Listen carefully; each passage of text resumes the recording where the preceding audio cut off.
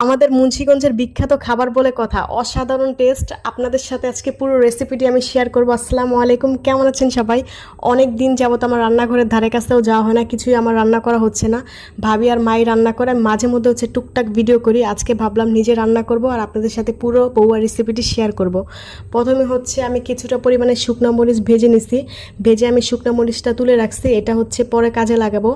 তারপর কড়াইতে বেশ খানিকটা পরিমাণ তেল দিয়ে দিয়েছি কিছুটা পরিমাণে পেঁয়াজ কুচি। পেঁয়াজটা একটু ভাজা ভাজা হয়ে গেলে দিয়েছি তেজপাতা, দুইটা তেজপাতা দিয়েছি, পরিমাণ মতো লবণ দিছি, দিয়ে কিছুক্ষণ ভেজে নিছি। এইখানে অনেকে আদা রসুন কুচি কুচি করে কেটে ইউজ করে, আমার কাটতে অলসতা লাগতেছিল, এই জন্য বাটাটাই ইউজ করছি।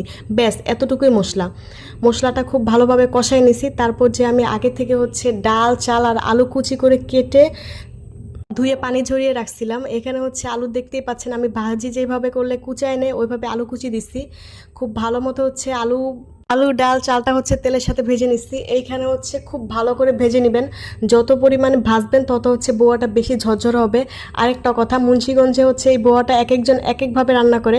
যেমন আজকে আমি পুরো ঝরঝরে স্টাইলে রান্না করব। অনেকে বেশি করে পানি দিয়ে একটু নরম করে রান্না করে, ওইখানে আলু আরও বেশি করে ইউজ করে, ওইটা খাইতে আরেক ধরনের স্বাদ আর বেশি করে ঝাল দেয়। আমার মূলত ঝরঝরে বোয়াটাই বেশি মজা লাগে। আমার ওই জাউ টাইপের বোয়াটা খাইতে বেশি একটা ভালো লাগে না। আমার মা যখন রান্না করে তখন ওইভাবে রান্না করে, আর আমি যখন রান্না করি তখন এইভাবে ঝরঝরে করেই রান্না করি। আর এই ঝরঝরে করে যখন রান্না করার কথা আসে তখন রেসিপিটা আমিই রান্না করি। তেল মশলার সাথে আমি চালটা খুব ভালোভাবে ভেজে নিছি। তারপর পরিমাণ মতো পানি দিয়ে ঢেকে কিছুক্ষণ সাইডে রেখে দিছি। তারপর আমি বউয়ার সাথে খাওয়ার জন্য আমার খুবই পছন্দের মরিচ ভর্তাটা করব। এখানে এক একজনের এক এক ধরনের ভর্তা দিয়ে এটা খাইতে পছন্দ করে। অনেকে শুটকি ভর্তা দিয়ে খায়, ডাল ভর্তা, আলু ভর্তা, কিন্তু আমার সবচেয়ে বেশি মজা লাগে মরিচ ভর্তা দিয়ে। আমি ধনিয়া পাতা, মরিচ, রসুন, পেঁয়াজ একসাথে ব্লেন্ড করে নিচ্ছি, অবশ্যই একটু লবণ দিছিলাম। আমার এই মরিচ ভর্তাটা দিয়ে বউয়াটা খাইতে বেশি মজা লাগে। আর সাথে ডিম ভেজে নিছিলাম। আমি ডিমটা অনেক একটু পোড়া পোড়া টাইপের ডিমটা খাইতে বেশি পছন্দ করি। দেখতেই পাচ্ছেন আমি যখন ডিমটা 4 ভাগ করছি 3 ভাগ উঠাই নিছি, আর আমার যেই ভাগের ডিমটা আছে ওইটা আমি একটু পোড়া পোড়া করে ভেজে নিছি। আমার ডিমের স্মেল একদমই সহ্য হয় না, এই জন্য যদি একটু পোড়া পোড়া করে ভেজে নিই ডিমের তেমন একটা স্মেল আসে না, আর আমার কাছে খাইতেও বেশি মজা লাগে। যদিও এইভাবে খাইলে নাকি ডিমের পুষ্টিগুণ থাকে না, এটা মা বলে।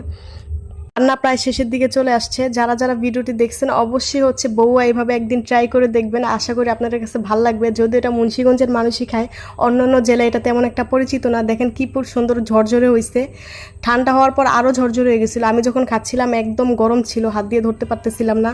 আলহামদুলিল্লাহ খাবারটা এত বেশি মজা হয়েছিল, ডিম ভাজা ভর্তা দিয়ে খাবারটা খাইতে আমার কাছে এক কথা অসাধারণ লাগছিল। আপনারা অবশ্যই ট্রাই করবেন আর আমাকে জানাবেন আপনাদের কেমন